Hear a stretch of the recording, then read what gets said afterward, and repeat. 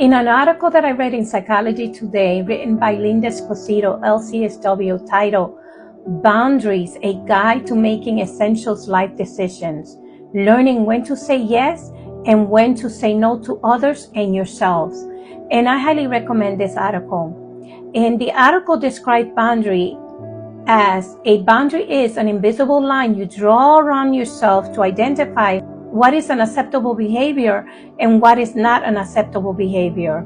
And also, I want to point out that everything has spiritual implications, and the lack of boundary can affect a believer's life spiritually if it's not properly addressed. Why? Well, some believers may feel that they cannot voice their opinions or demand respect when mistreated because it's not what they should do or how they should respond or what they were taught.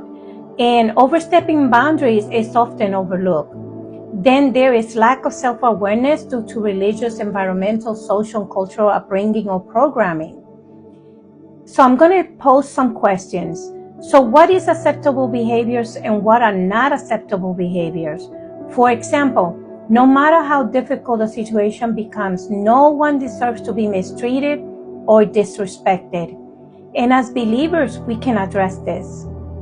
Yes, we are empowered to respond in a godly manner.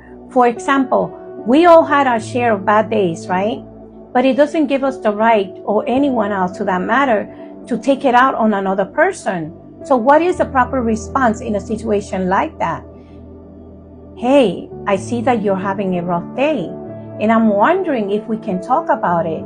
And this is validating how the person is feeling so that it can help them diffuse their emotions. Then in a low, calm tone of voice, you can let them know that you are open to talk, but will prefer if they do not disrespect you or raise their voice. And you can let them know that this behavior will not be tolerated.